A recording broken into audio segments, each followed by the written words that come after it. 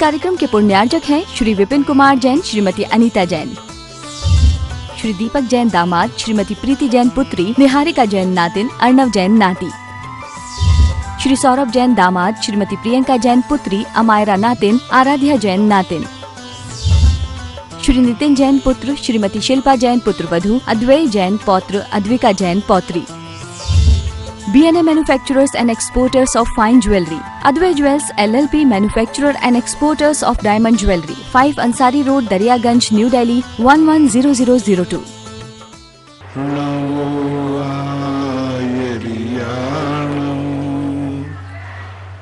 नमो वज्रायाणं, नमो लोये सर्वशाहूरम। पंच परमेष्टि भगवान की जय हो। आचार्य श्री गुरुवर कुंद कुंद महाराज की जय हो। आचार्य श्री गुरुवर विद्यासागर महाराज की जय हो। परम पूज्य निरापक मुनि से 108 सुधा सागर जी महाराज की जय हो। परम पूज्य निष्काम सागर जी महाराज की जय हो। हरदासे सोनू जैन, इनकी जिज्ञासा है पूज्य महाराज श्री के चरणों में नमोस्तु। महाराज श्री, मैं जानना चाहता हूँ कि ओम का उच्चारण किस तरह से किया जाना चाहिए जिससे उच्चारण करते समय हमारा मन ध्यान एकाग्र हो।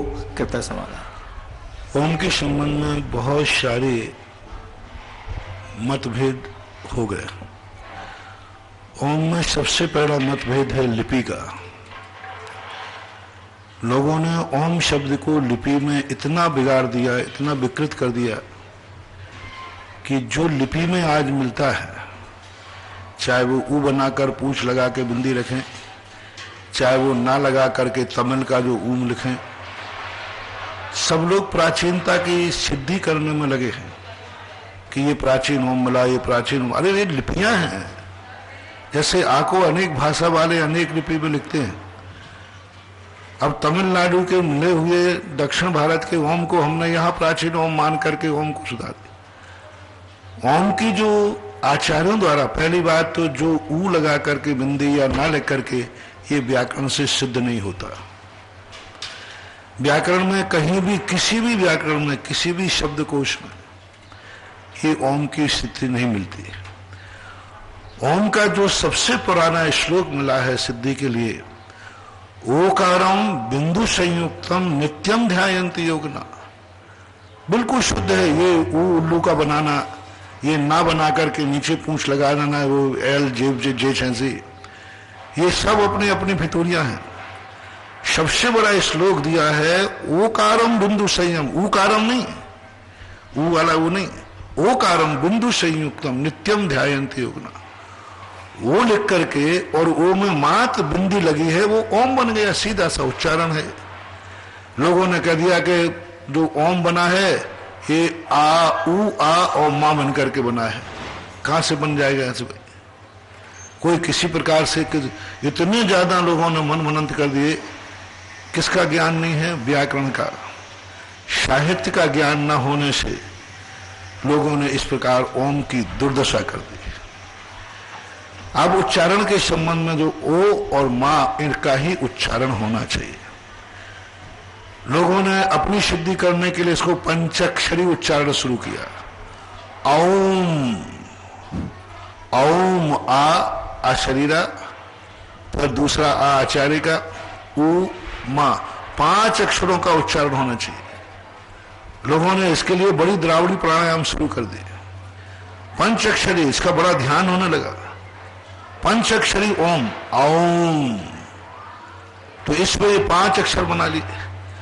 अब कोई किसी प्रकार का चिंतन कर रहा है, ओम को कोई 5 परमिष्टि का प्रतीक मान रहा है कि ओम के ऊपर सिद्ध लगना, यहाँ ये लिखना, ये भी हमें कहीं शास्त्रों में खोजने में नहीं मिला। लोगों ने ओम को 3 लोक का रूप मान लिया, ये भी देखने को नहीं मिला। लोगों ने ब्रह्मा विष्णु महेश मान लिया, ये भी कहीं वैष्णव शास्त्रों में देखने में मिला। बड़े बड़े विद्वानों से मैंने पूछा तो ये ओम है। अब रही बात कि ओम की जो सिद्धि है यह हर चीज में प्रयोग होती है। वो के साथ जब बिंदु लग जाती है तो ये प्रणव बीजाक्षर बन जाता है। प्रणव बीजाक्षर का अर्थ होता है सबसे प्रेम करने वाला, सबके साथ मेल करने वाला, सबके साथ लेके चलने वाला, हर व्यक्ति के साथ, हर किसी अच्छा व्यक्ति हो, बुरे व्यक्तियों के साथ ओम शब्द का प्रयोग नहीं होता। अच्छे जितने भी मंत्र होते हैं सब में ओम, ओम शब्द का, यानी ओम हमें एक ऐसा सपोर्ट करने वाला, ओ के साथ बिंदु रखा जाता है, और ओ का जो उच्चारण होता है वह ओठों से होता है। ओ देखना, आप ओ का उच्चारण करना, अपने दोनों ओठ बाहर को आएंगे, ओ, तो इसका जो उच्चारण होता है वो ओठों से होता है। और मां का उच्चारण होता है ओठ को बंद करने के लिए होता है। ओ का जब उच्चारण करोगे तुम तो ओठ खुलेंगे, ओ मां, तो ओठ खोलने के लिए ओ है, ओठ बंद करने के लिए मां है, मां के बाद यानी ब्राह्म, विश्राम। तो इस प्रकार के ओम के संबंध में बहुत अच्छे, सबसे बढ़िया ओम का उच्चारण यही है, ओ का और मां का उच्चारण होना चाहिए। यही ओम का व्याकरण से, साहित्य से सिद्धि है। बाकी ना तो इनका कोई स्थिति बन पा रही है, नाना प्रकार के ओम, कोई ये प्राचीन है, कोई ये प्राचीन है। अरे भाई, वो दक्षिण भारत के आचार्य थे, उनकी लिपि में वहां ऐसे ही ओम लिखा जाता है। अब उसको अपन ने प्राचीन ओम मान करके सारे ओम लोगों ने पलट दिए। अब एक नए ओम चला, यहाँ पीछे लिखा हुआ है ना, अब ये ओम प्राचीन सिद्ध कर दिया। अब इस ओम की सिद्धि नहीं हो सकती कभी, उसमें तो वो दिख नहीं रहा है, इसमें तो अकेले ना अक्षर दिख रहा है, बस ना के अलावा कोई भी अक्षर नहीं दिख रहा है। उस ऊ में तो कम से कम ऊ दिख ही रहा है, इसमें तो ना, ओम में ना कहां से आएगा। अभी वर्तमान में ऐसी हवा चल रही है कि ये प्राचीन ओम है, प्राचीन ओम है, ऐसा प्राचीन लिखो, ऐसा प्राचीन लिखो, लोगों ने लिखना शुरू कर दिया। फिर इससे कोई सिद्धि नहीं हो रही, लाभ नहीं हो रही। आकृति भी हमारे लिए बहुत फायदेमंद, नुकसानदायक होती है। अक्षरों की जो आकृतियां हैं, इन आकृतियों से उनका मनोविज्ञान सिद्ध होता है, आकृतियों से उनका रंग, उनका नेचर सिद्ध होता है।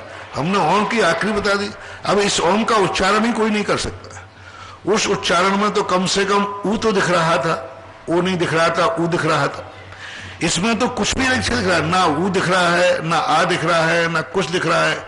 लेकिन अभी ऐसी हवा चल रही है, मैं इस पर ज्यादा बोलता नहीं हूं, क्योंकि मैं बोलूंगा तो तुम बोलोगे ये बोलता है।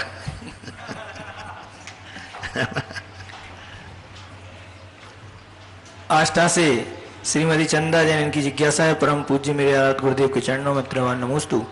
महाराज श्री, अघातिया कर्मों को क्षय करने हेतु पुरुषार्थ कितना आवश्यक है और पुरुषार्थ कैसे करें, कृपया मार्गदर्शन करने की। आघातिया कर्मों का पुरुषार्थ के लिए उनमें दो प्रकृतियां हैं, एक पाप प्रकृतियां और एक पुण्य प्रकृतियां।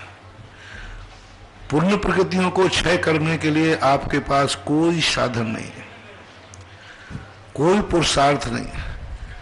खास तौर से चौथे काल में भी नहीं था। 2-3 प्रकृतियों को छोड़कर बाकी अघातिया कर्मों की कोई भी प्रकृति का क्षय विशेष रूप से कोई भी संसारी प्राणी ने, केवल ज्ञान के बाद होता है। आयु को गौण कर देना थोड़ा, नरक तिर्यन चाहिए, उनका तो क्षय नहीं होता, बंद भी नहीं होता जब व्यक्ति मोक्ष मार्ग में चलता है। तो अब रही बात पंचम काल के अंदर आघातिया कर्मों की हम निर्जरा कर सकते हैं, क्षय नहीं कर सकते। असंख्यात गुणी निर्जरा जो वृत्ति की, त्यागी वृत्ति की होती है, वह आघातिया कर्मों में से ही होती है। तो उसके लिए हमारे जीवन में मुनियों को और ग्रस्तों को जो शुभानुबंधी निर्जरा कही पूज्यवर पूज्यपाद स्वामी ने, शुभानुबंधी निर्जरा यानी शुभ का अनुबंध, जहां जहां शुभ का पुण्य का बंध होगा वहां वहां पाप की निर्जरा होगी। यदि आपका सम्यक दर्शन वृत्त है तो, यदि आपकी मोक्ष मारूप है, संसारी प्राणी की है तो नहीं है, मिथ्या दृष्टि की नहीं। पंचम गुण स्थान वर्ती जीव, पंचम गुण स्थान से लेकर के ऊपर के जो जीव हैं, जितना जितना शुभ क्रियाएं करेंगे उतने उतने आघात या पाप कर्मों की निर्जरा होगी, और क्षय तो जाके 14वें गुण स्थान में जाके होता है। आष्टा से डॉक्टर मगन जैन की जिज्ञासा है, परम पूजनीय गुरुदेव के चरणों में नमोस्तु। महाराज श्री, पर द्रव्यों को जानने से स्वद्रव्य तो जाना जा सकता है, परंतु उसकी स्थिरता कैसे करें, कृपया समाधान करने के। ऐसा हमने कहीं पढ़ा नहीं है कि पर द्रव्यों को जानने से स्वयं द्रव्य का ज्ञान हो जाता है। ये तो पढ़ा है हमने कि स्वयं द्रव्य को जानने से पर का ज्ञान हो जाता है। पर की पीड़ा समझने से स्वयं की पीड़ा समझ में नहीं आती, लेकिन स्वयं को जब पीड़ा होती है तो पर की पीड़ा समझ में आ जाती है। दूसरा व्यक्ति यदि दुखी है, हम उस दुख को कितना समझ पाएंगे, नहीं समझ पाते, लेकिन जब हम दुखी हैं तो हमें दूसरे का दुख समझ में आता है। इसलिए आगम में तो एक ही लिखा है, जो एगम जानदि सो सब्बम जानदि। जो सब्बम जानदि सो एगम जानदि नहीं लिखा, जो एगम जानदि सो सब्बम जानदि। कुंद भगवान ने हमेशा ये कहा कि तुम एक को जानो, आत्मा को जानो, बस। जो एकम जानदि सो सब्बम जानदि। सब साधे तो एक सद जाएगा, ऐसी नीति नहीं है। नीति क्या है? एक साधे सब सदें, सब साधे सब जाए। नीति देखो कितनी बढ़िया नीति है, इसीलिए समझो। एक साधे सब सदें, एक को साधने पर सब सद जाएंगे, और सब साधे सब जाए तो सब चले जाएंगे। इसलिए ऐसा नहीं है कि पर को जानने वाला व्यक्ति अपने आप को ही जान लेगा, लेकिन ये निश्चित है अपने आप को जानने वाला पर को जरूर जान लेता है।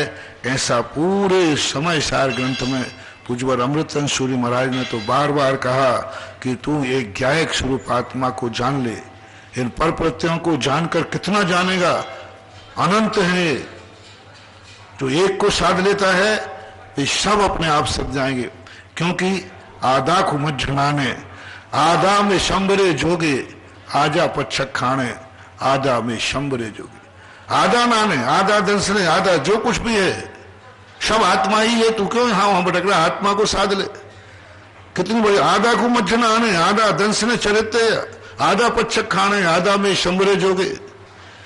तेरी आत्मा ही ज्ञान है, दर्शन है, चारित्र है, तप है, सारी क्रियाएं सब के संबंध में तू एक एक करके कर रहा है। तू अपने आप में एक को साध ले। नाना रूप पर्याय के अधीन होते हैं और अपना स्वरूप उपादान के अधीन होते हैं। एक व्यक्ति है, वो अपने आप को कितने रूप में जाने। एक कह रहा है तू मेरा मामा है, दूसरा कहता है तू मेरा चाचा है, तीसरा कहता है तू मेरा पापा है, तीसरा कहता है तू मेरा बेटा है। इन सबको तो पर के द्वारा दिए हुए टाइटल है। पर के द्वारा दिए टाइटल तेरे कितने हैं, और स्वयं में तू कौन है, बस एक को जान ले तो अपने अस्तित्व का पता चल जाता है। ऐसा माना। 12 राजस्थान से इंजीनियर पंकज पाटनी, इनकी जिज्ञासा है। महाराज श्री पूज्यवर आचार्य चक्रवर्ती आचार्य श्री शांति सागर जी महाराज ने सन 1955 में इंगनी मरण समाधि व्रत ग्रहण किया था। ये महाराज श्री इंगनी मरण व्रत किसे कहते हैं, कृपया समझाने की कृपा। ये आपने कहाँ से सुना? पंचम काल में कोई इंगनी और प्रायोग गमन मरण नहीं ले सकता। और पूज्यवर शांति सागर महाराज ने बिल्कुल भी बदनाम मत करें, उतना ही करें। हमारे पूज्यवर शांति सागर महाराज आगम के बहुत बड़े ज्ञाता थे। आगम के अनुसार आगम में आज इंगनी और प्रायोग गमन मरण का निषेध है। भक्त प्रत्याख्यान मरण किया था, इंगनी मरण नहीं किया। इंगनी मरण और प्रायोग गमन मरण के दो परिभाषा में बड़े बता चुका हूं। इंगनी मरण के अंदर दूसरों से कोई सेवा आदि नहीं कराई जाती। जिस दिन से संलेखना ली जाती है, अन्न जल का त्याग उसी दिन हो जाता है। प्रायोग गमन में स्वयं अपनी सेवा करते हैं, दूसरों से ग्रहण नहीं करते। उसमें भी अन्न जल का उसी दिन त्याग हो जाएगा जिस दिन वो संलेखना शुरू करेंगे। ऐसा पूज्यवर शांति सागर महाराज के पास नहीं हुआ। संलेखना लेने के बाद भी उन्होंने क्रम से आहार को उठे, क्रम से आहार का त्याग किया। त्याग करते करते अंत में जाकर के 3 दिन के 2-3 दिन का कुछ दिन का ऐसा उनका अन्न जल का त्याग किया। संलेखना उनकी सर्वोत्कृष्ट हुई, लेकिन भक्त प्रत्याख्यान उनकी संलेखना है जो पंचम काल में यही हो सकती है। चाहे वो कुंद महाराज करें, चाहे भद्रबाहु स्वामी करें, चाहे पूज्यवर शांति सागर महाराज करें। ऐसा इंगनी मरण की जो हवा उड़ाई जाती है, ये आगम विरुद्ध है। अमरपाटन से राजीव जैन, इनकी जिज्ञासा है। परम पूज्य गुरुवर के चरणों में कोटि कोटि नमन। महाराज जी जिज्ञासा है कि श्रीपाल जब घर छोड़कर 700 अनुयायियों के साथ निकले थे तो इनके भोजन की एवं अन्य व्यवस्था कौन करता था, या इतनी धन संपत्ति साथ में लेकर गए थे, कृपया समाधान। अरे भाई, वे राजकुमार थे। राजकुमार, पूरा राज्य उनका था। जंगल में आ जाने के बाद क्या राज्य अपना चला गया? सब व्यवस्थाएं थी, प्रोटोकॉल था, क्वारंटाइन था, उस समय भी क्वारंटाइन था, उस समय कोष्ठटोन था, अभी क्वारंटाइन है। वो लोग एक अलग स्थान पर रहते होंगे, आज जैसे आप लोग हैं अभी क्वारंटाइन करते हैं, तो उनकी भोजन की व्यवस्था कहाँ से होती है? बोलो, यहां से देते और बाहर कोई यात्री आ जाए तो भी आप उसको कभी कभी कराएंगे कि नहीं? देते। ऐसे ही वहां व्यवस्था थी, सब व्यवस्थित रहते थे, उनको एक स्थान पर रखते थे। श्रीपाल कोटिभट्ट राजा थे, 700 लोग तो सेवक थे नगरवासी, उनके साथ बराबर तंबू चलता था, बड़ा ट्रेन चलता था। ऐसे ही थोड़ी वो पड़े रह जाएंगे, रास्ते में पड़े होंगे, धूल झक्कर खा रहे होंगे। बड़े ठाट बाट से, बड़े हाथी घोड़ा सब उनके पास थे। हाँ, उनकी व्यवस्थाएं उनके हिसाब से थी, उनकी सुरक्षा व्यवस्था थी, दल था, बल था, सेना थी, सब थी। लेकिन बराबर जब छुआछूत की बीमारी हो जाती है तो उसी प्रकार से चलता है। जैसे अपन अभी कोरोना में सावधानी बरत रहे हैं, उस समय भी सावधानी ही बरती गई। रिया जैन, इनकी जिज्ञासा है पूज्य महाराज श्री के चरणों में नमोस्तु। महाराज श्री, मैं जानना चाहती हूँ कि सौधर्मिंद्र कैसे बना जाता है? मैं भगवान के भी पहले हैं या भगवान पहले हैं? और वे सौधर्मिंद्र भगवान का प्रथम अभिषेक करते हैं, तो क्या हम भी कभी अपने जीवन काल में सौधर्मिंद्र बन सकते हैं? कृपया। सभी लोग अपने मन के लड्डू खाओ, मेहनत करो, ये तो लॉटरी है, पुरुषार्थ है, अपने अच्छे आचरण करो, अच्छे विचार करो, बन सकते हो। जाकी रही भावना जैसी सो देखी मूर्त से, आशा पर तो आसमान टिकाए। ट्विंकल जैन, इनकी जिज्ञासा है महाराज जी, हमारी जिज्ञासा है कि जो लोग हमारे परिवार में हैं उनकी मौत हो जाती है तो हमें उनकी पुण्यतिथि मनानी चाहिए और लोगों को खाना खिलाना चाहिए। ऐसा करने से कोई दोष या पाप तो नहीं लगता? कोई खाना पीना खिलाने की तो कोई बात नहीं। पुण्य स्मृति मनाने का अर्थ है कि उस दिन बढ़िया शांति विधान करो, तीर्थ यात्रा करो, उनके गुणों का अनुवाद करो, उनके अच्छे गुणों का आचरण करो, यही पुण्यतिथि है। शास्त्रों में किसी की गृहस्थ के मरने की पुण्यतिथि मनाने का कोई उल्लेख नहीं मिला। बड़े बड़े लोग मरे हैं, बड़े बड़े अच्छे लोग भी मरे हैं, लेकिन किसी की पुण्यतिथि मनाने का उल्लेख शास्त्रों में देखने में नहीं आया। फिर भी आपको मनाना है तो धार्मिक कार्य करो, ये भोजन पानी कराना ये आगम की सहमति नहीं है। कोटा से सुमन जैन, इनकी जिज्ञासा है परम पूज्य गुरुदेव के चरणों में नमोस्तु। महाराज श्री, चरम शरीर का क्या अर्थ होता है कि अंतिम शरीर, दो चरम शरीर किस पुण्य से प्राप्त होते हैं? और इसके जो व्यक्ति मुनि महाराज मुनि पद धारण करके निर्दोष मुनि व्रत पालन करते हैं, 12 भावना भाते हैं, वे उत्कृष्ट तपस्या करके सर्वार्थ सिद्धि अनुदेश आदि में उत्पन्न होते हैं, उनको अंतिम शरीर की स्थिति मिलती है। तीर्थंकरों को भी मिलती है। कुछ सौधर्मिंद आदि होते हैं जो इस भाव में बहुत अच्छे शुद्ध आचरण पालते हैं, उनको मिलते हैं। भाई, शुद्ध केवली और अनुबद्ध केवली भी चरम शरीरी होते हैं? नहीं, शुद्ध केवली तो का कोई जरूर नहीं। एक शुद्ध केवली तो अर्ध पुद्गल परावर्तन काल तक भी भटक सकते हैं। आज शुद्ध केवली हैं और कब भटक जाए तो अर्ध पुद्गल परावर्तन तक लौटा। और जो अनबद्ध केवली हैं वो तो केवल ज्ञान हो चुका उनको। अनबद्ध केवली का तो अर्थ होता है। कोटा से सुमन जैन की जिज्ञासा है परम पूज्य गुरुदेव के चरणों में नमोस्तु। महाराज जी, मेरी जिज्ञासा है कि पीपल का पेड़ दिन और रात 24 घंटे ऑक्सीजन देता है और पीपल के पेड़ की पत्तियां भी कोई प्रकार की दवाई औषधि के रूप में काम में आती हैं, लेकिन पीपल को पंचोदम्बर फलों में कहा गया है। तो मैं जानना चाहते हैं कि पीपल की पत्तियों का उपयोग तो हम लोग कर सकते हैं क्या? कृपया समझाइए। फल के लिए मना किया है, फल के लिए मना किया, बाकी तो मना किया नहीं है। फल में क्या होता है, उसका जो फल होता है उसको फोड़ के देखना, पकने के बाद असंख्यात त्रसजीव होते हैं, पत्ते में नहीं होते हैं। अब पत्ते का क्या उपयोग होता है मुझे मालूम नहीं।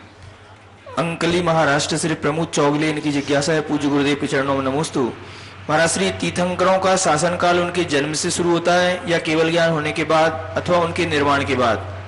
केवल ज्ञान के होने के बाद, केवल ज्ञान के बाद उनका शासनकाल शुरू माना जाता है।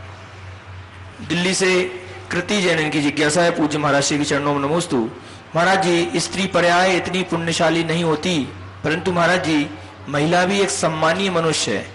तो महाराज जी, महिलाओं को हीन बोलना सही नहीं है, परंतु फिर भी आपने प्रवचन में महिलाओं को पुरुष का उद्विग्नता और इतिहास में चर्म की पुतली बोला गया। आपके कृपया समाधान करने की कृपा करें, ऐसा क्यों बोला? ये बोल रही हैं कि महिलाओं को पुरुष का उद्विग्नता और इतिहास में चर्म की पुतली बोला गया है। आगम में चर्म की पुतली शब्द आया था एक बार। अरे अलग अलग ढंग से इनको प्रस्तुत किया गया। अरे भाई, कभी मैंने माँ के रूप में भी तो प्रस्तुत किया।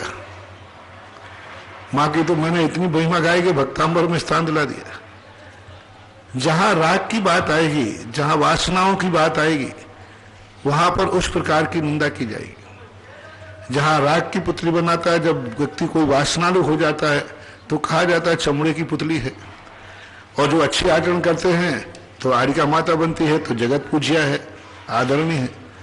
तो माँ बनती है तो माँ की तो निंदा नहीं की, बहन की तो निंदा नहीं की। निंदा उसकी की है जहां पर जो अपने आप में, और आप लोग खुद जानते हैं कि तुम्हारा नेचर क्या है। और शास्त्रों को पढ़ो, इतिहास को पढ़ो। ये तो मैंने नहीं लिखा, ढोल गमार शूद्र पशु नारी रहे ताड़ना के अधिकारी। ये तो मेरी पंक्ति तो नहीं है, ये कब की पंक्ति है? 400 साल पुरानी। अब ये किसने लिख दिया? अब क्यों लिखा गया? और पहले भी शास्त्रों में लिखा, और आप लोग भी अंत में यही कहते हो, महिलाएं भी यही कहती हैं। कोई पुरुष महिलाओं के मुंह, अरे महिलाओं के मुंह क्यों लगते हो? खुद महिलाएं खुद कहती है। और कोई बात, महिला की एक ऐसी आफत है, महिला की बात नहीं मानो, तुम तो मुझे कुछ समझते ही नहीं हो, मुझे कुछ मानते नहीं, और मान लिया और गड़बड़ हो गया। देखो तूने कहा था, तो तुम में इतनी अकल होना चाहिए, तो महिलाओं की बात क्यों मानते हो?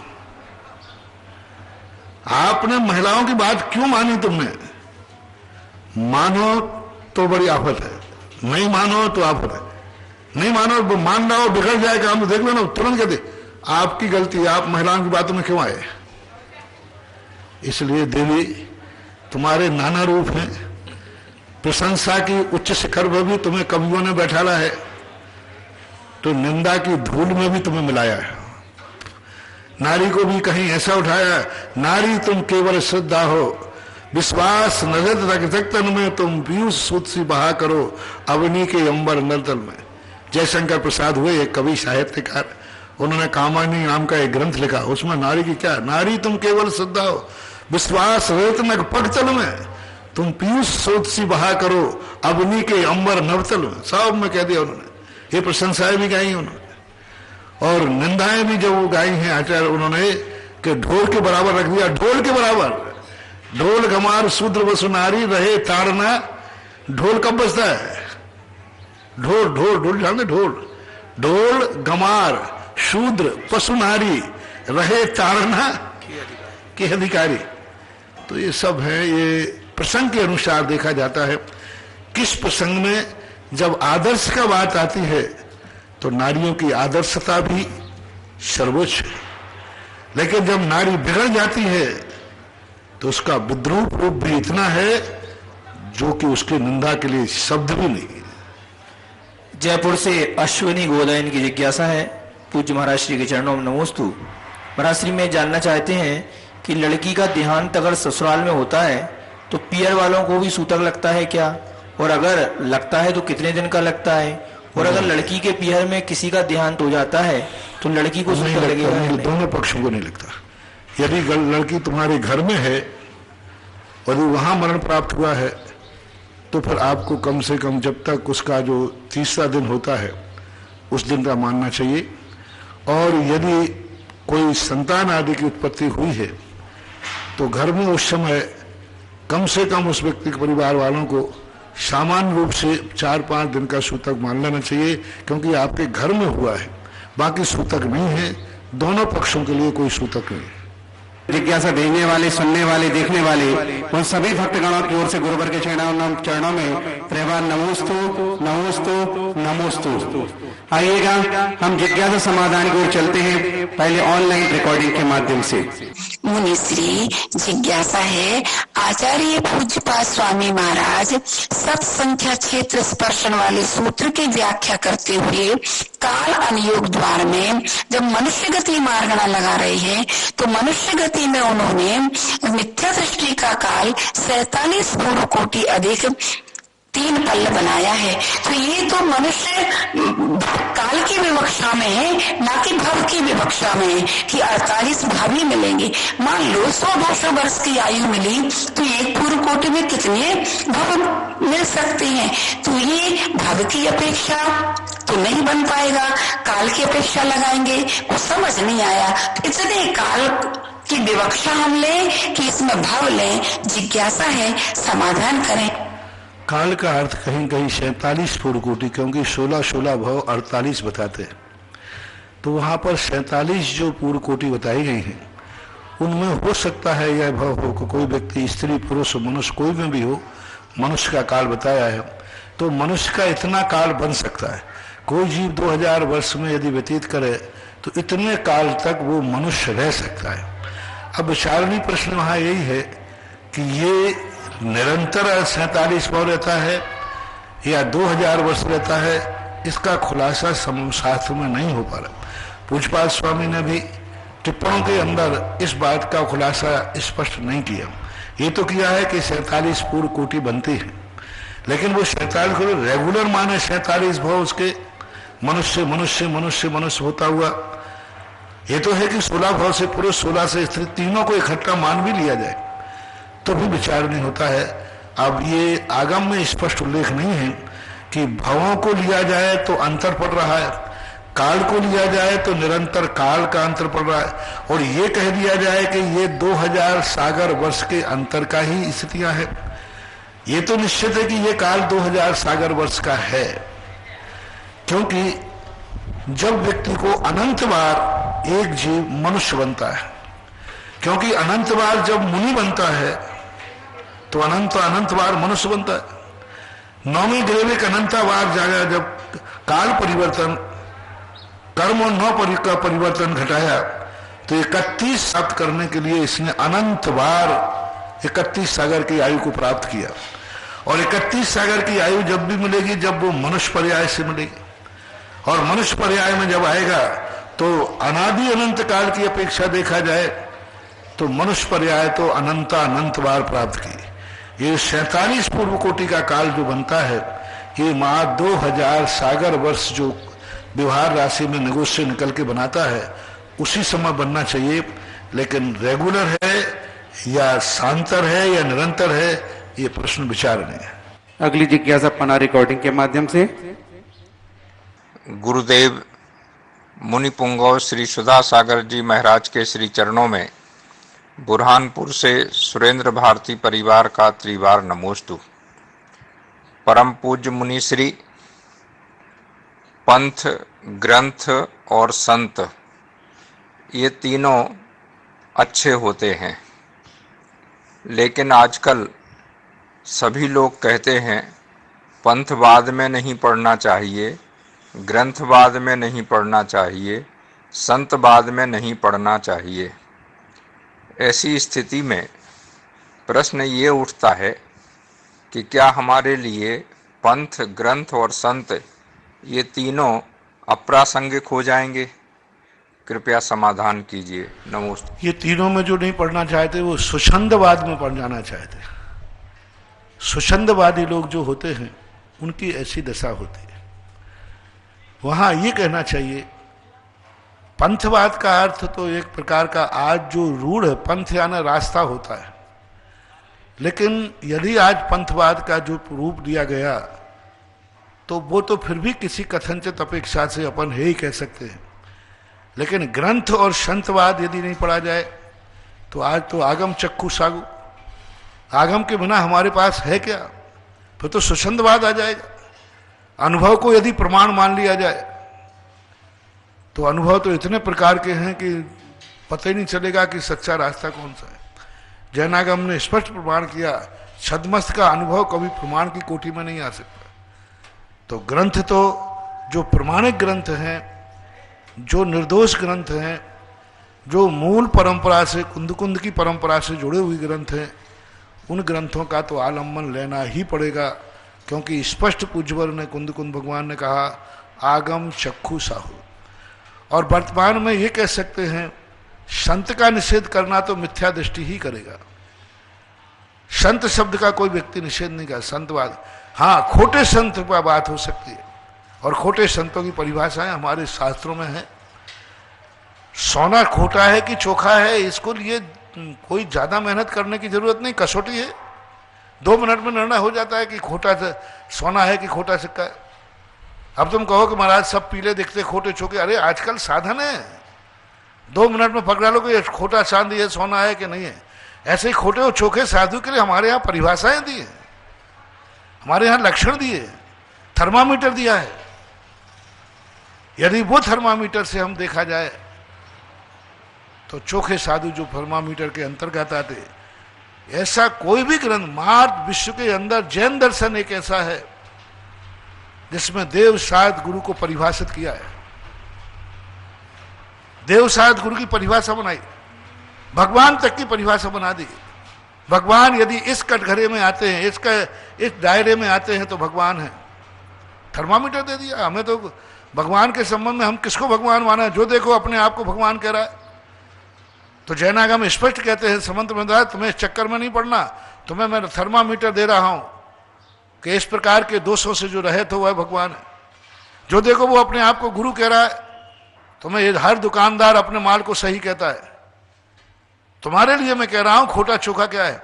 समंत्रभद्र महाराज ने, सब आचार्यों ने स्पष्ट लिखा, सच्चे मुनि की परिभाषा यह है, चरणान योग के अनुसार उसकी चर्या यदि 28 मूल गुण है, 28 मूल गुणों का जो पालन कर रहे हैं वे आर्ष परंपरा है।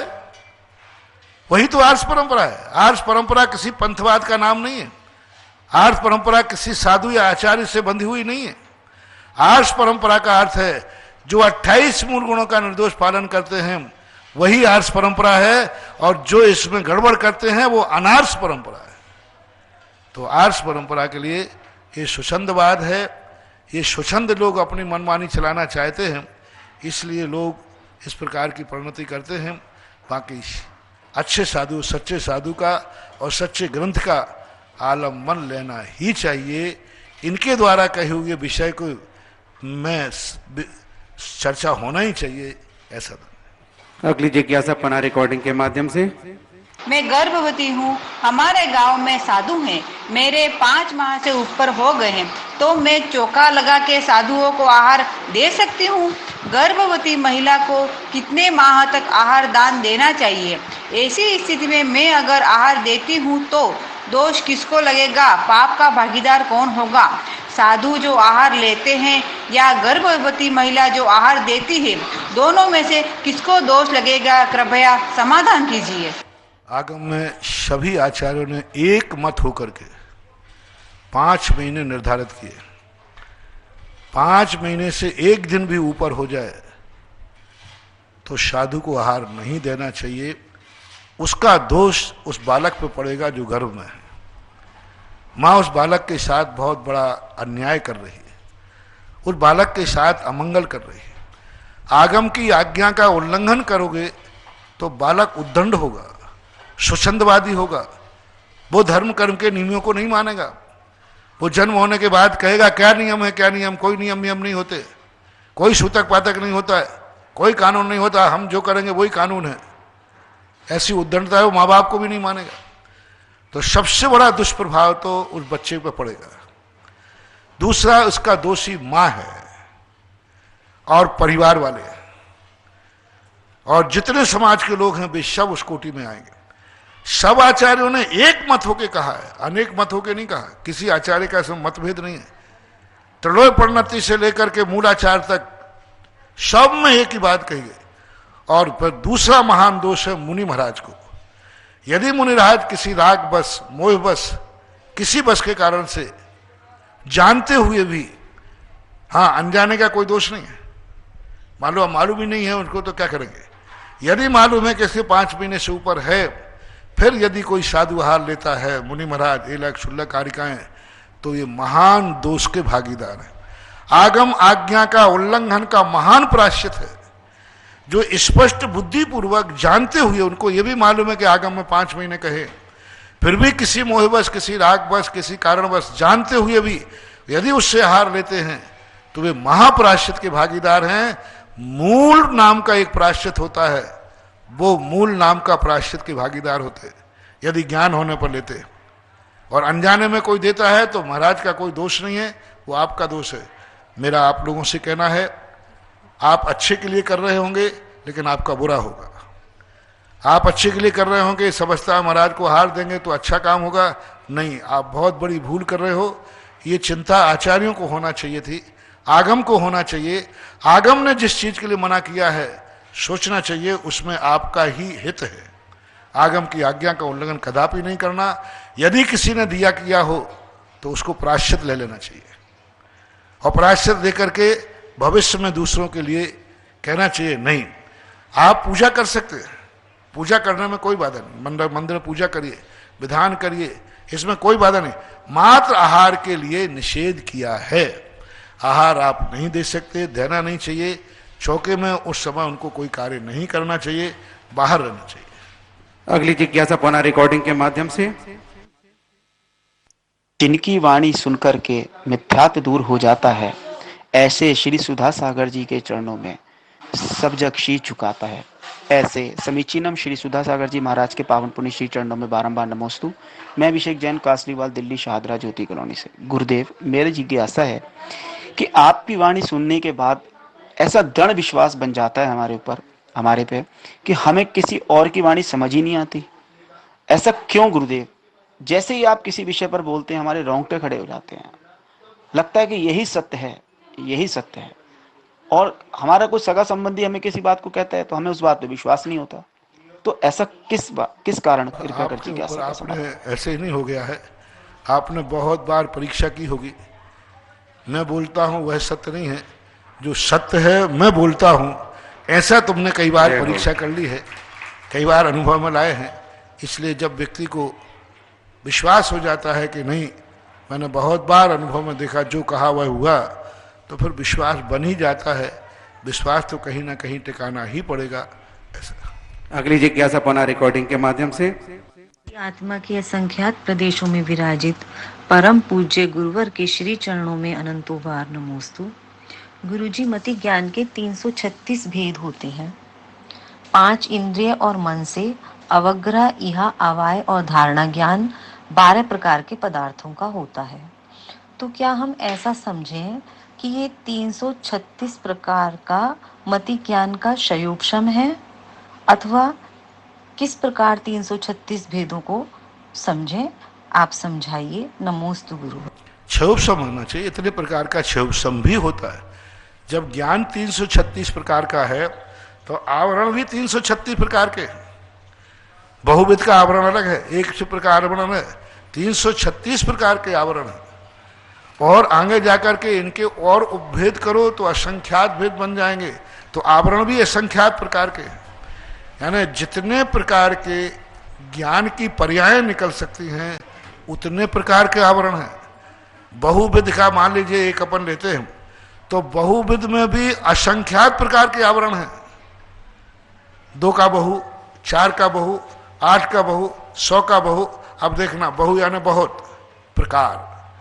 तो अपन 2 प्रकार की चीजें नहीं समझ लिया, 4 की समझ ली, 100 की समझ ली, 50 की समझ ली। यदि असंख्यात प्रकार का और अनंत प्रकार का कोई द्रव्य इकट्ठा करके दे दिया जाए तो हमारे आवरण का क्षयोपशम नहीं है। अब 4 वस्तु मिली हुई रखी है, हम जान देते ये 4 हैं, लेकिन यदि 100 मिला दी जाए तो हम एकदम नहीं देख पाएंगे 100 है, और असंख्यात मिला दी जाए तो हम जान नहीं पाएंगे। तो बहुविध में भी सभी का क्षयोपशम हो ऐसा कोई नहीं। तो जितने प्रकार की पर्याय हैं उतने प्रकार के आवरण हैं, ऐसा मानना चाहिए। अगली जिज्ञासा पुनः रिकॉर्डिंग के माध्यम से। ललितपुर से शीलचंद जैन अनौरा का। गुरुवर, पानी से भरे कुएं से तो सभी पानी निकाल सकते हैं, लेकिन सूखे कुएं से पानी निकालने वाले मेरे गुरुवर निर्यापक मुनि पुंगव सुधा सागर महाराज जी को त्रैवार नमोस्तु। निकाल कर ही नहीं, निकाल कर यथा स्थान रखने वाले हे गुरुवर, हमारी जिज्ञासा है कि बाहुबली का जन्म और मोक्ष कल्याण की तिथि क्या है, और बाहुबली का जन्म मोक्ष कल्याण क्यों नहीं मनाया जाता है। बाहुबली का केवल ज्ञान के बाद क्या समोषण लगा था, और उसमें गणधर कौन थे? हे गुरुवर हमारी जिज्ञासा का समाधान करें। नमोस्तु।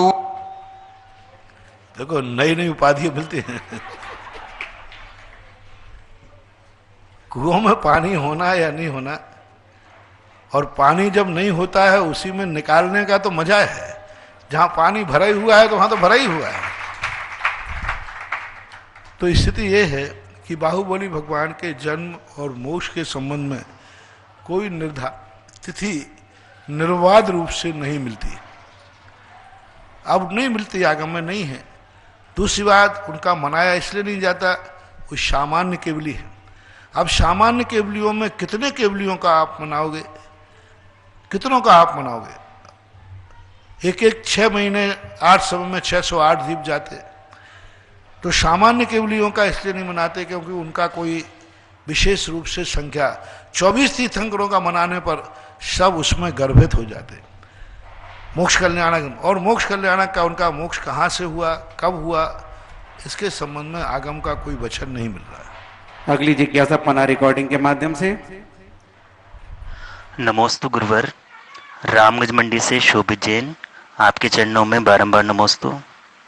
गुरुवर, जैन दर्शन में जो भगवान का समोषण रचाता है कुबेर स्वयं इस धरती पर आकर, उस कुबेर के पुण्य की कहीं प्रशंसा नहीं है। दूसरी ओर जो श्रावक भगवान का मंदिर बनवाता है, वेदी विराजमान करवाता है, पूजन विधान रचवाता है, उसके पुण्य की बारंबार प्रशंसा की गई है। महाराज जी, इसके पीछे क्या रहस्य है? दूसरी बात, महाराज जी, जो लोग भगवान के दर्शन से सम्यक दर्शन प्राप्त कर लेते हैं, अपने निर्धत निकाचित कर्मों का क्षय कर लेते हैं, तो महाराज जी उस पुण्य का कुछ हिस्सा क्या उन लोगों के खाते में भी जाता है जो भगवान जी विराजमान करवाते हैं, भगवान जी की वेदी बनाते हैं, मंदिर बनवाते हैं?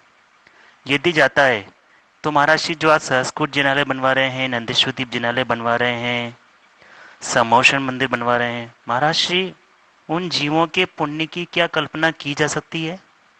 कृपया समाधान करें। पहली बात तो जो कुबेर का है, कुबेर अपने ड्यूटी पर बनाता है, नियोग से बनाता है। जैसे कलेक्टर के लिए आदेश दिया गया कि जाओ तुम फलाने यहाँ राष्ट्रपति आ रहे हैं उनके लिए पंडाल बनाना, ये करना, तो वो अपनी तरफ से खर्च थोड़ी कर रहे, वो तो नियोग है।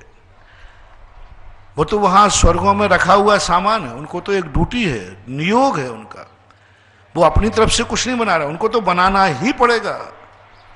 जैसे आपके राष्ट्रपति ने, कलेक्टर ने कह दिया कि यहाँ सबके लिए, गरीबों के लिए झोपड़ी बना दी जाए, तो कलेक्टर बनाएगा, लेकिन पैसा किसका लगेगा?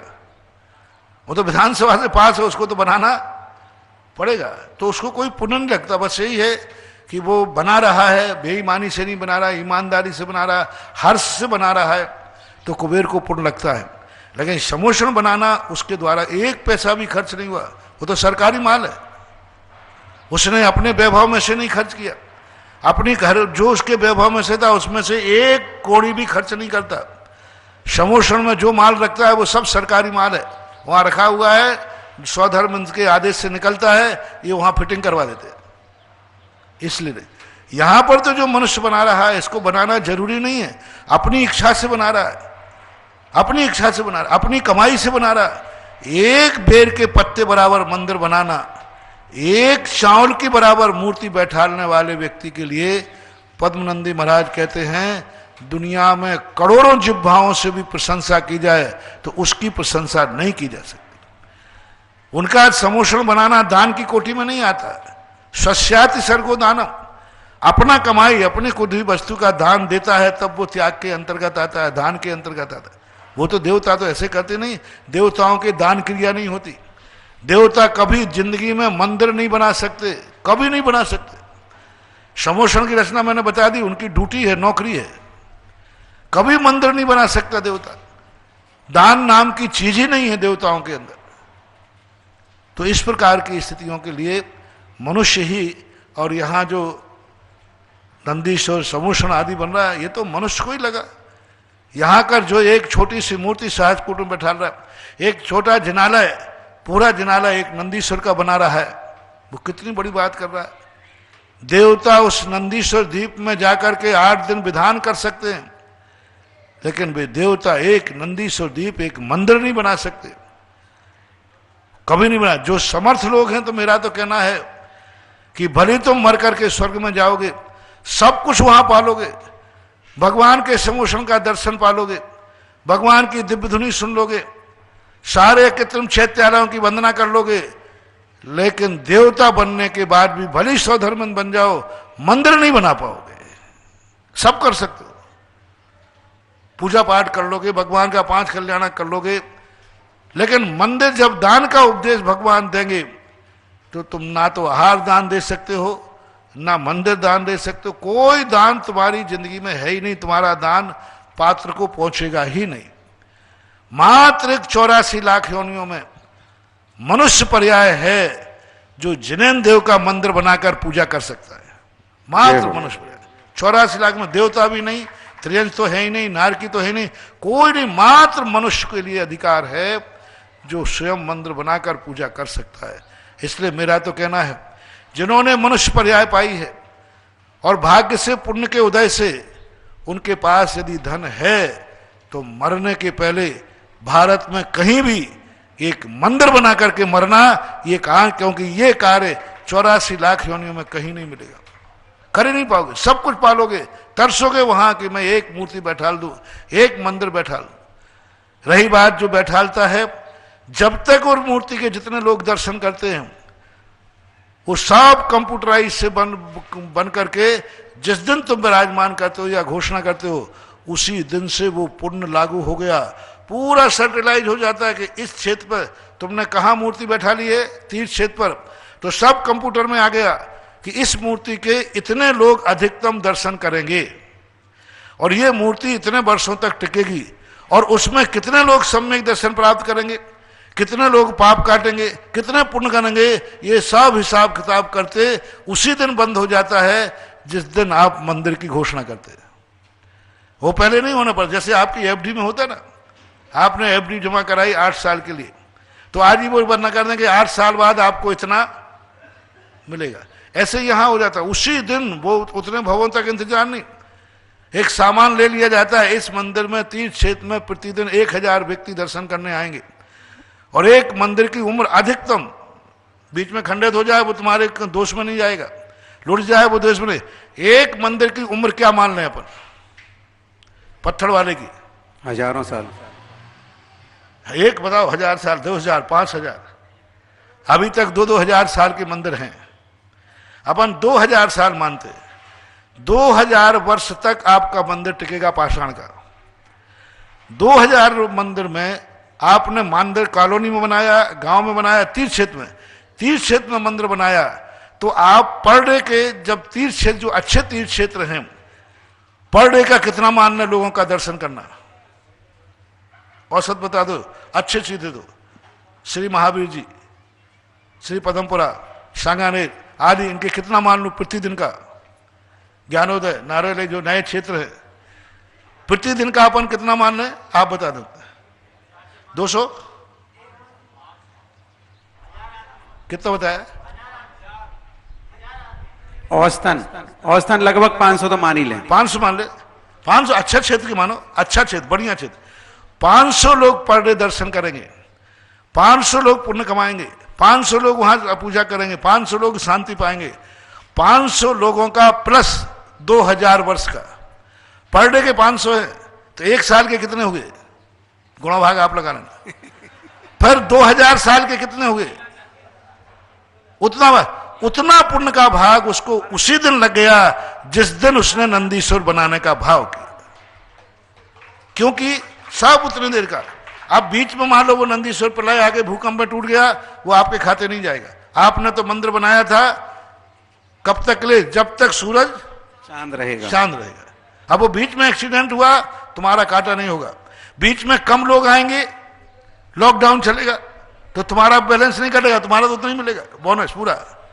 मान लो लॉकडाउन हो गया, 2 साल से कोई दर्शन करने नहीं आए, तो आपका कोई बनाने वाले का कोई घाटा नहीं, क्योंकि उसने बनाते समय नहीं सोचा था कि बीच में कितने लॉकडाउन आएंगे। उसने तो ये सोचा था कि हम ऐसे क्षेत्र पर बना रहे हैं जहां पर निरंतर लोग आते रहते हैं, और 4400 जैसा क्षेत्र तो ऐसा प्यारा क्षेत्र है कि ये तो पता नहीं किस वर्णाओं से, कौन से दुर्भाग्य से इतना पीछे पड़ता रहा।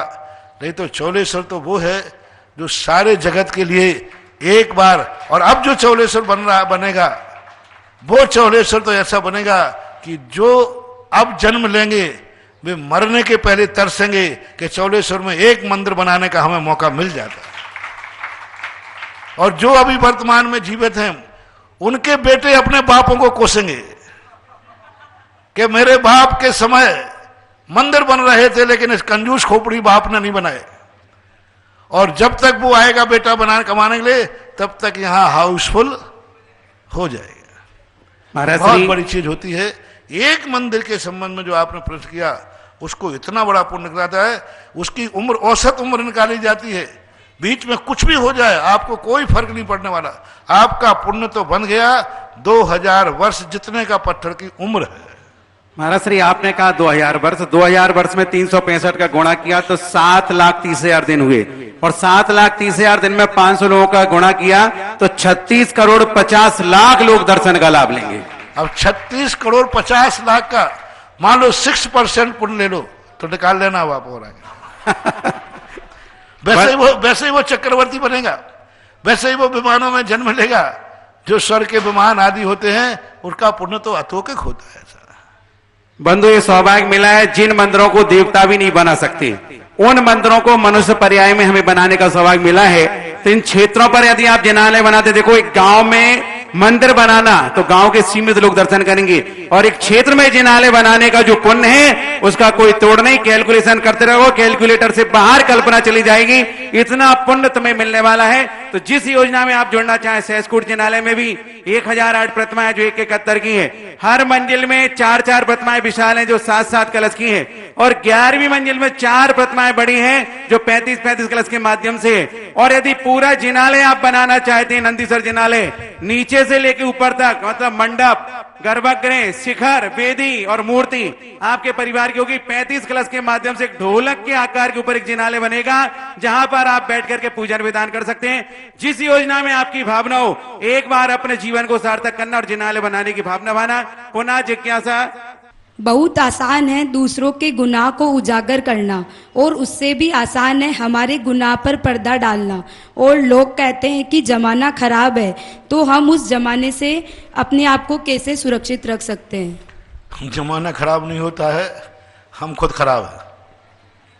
जो व्यक्ति खराब होता है उसको जमाना खराब मिलता है, और जो व्यक्ति अच्छा होता है उसे हर जमाना अच्छा लगता है। व्यक्ति की नीयत खराब होती है, जमाना कभी खराब नहीं होता। और जब नीयत अच्छी होती है तो हर जमाना अच्छा हो जाता है। ऐसी बात नहीं, आज भी जमाना अच्छा है।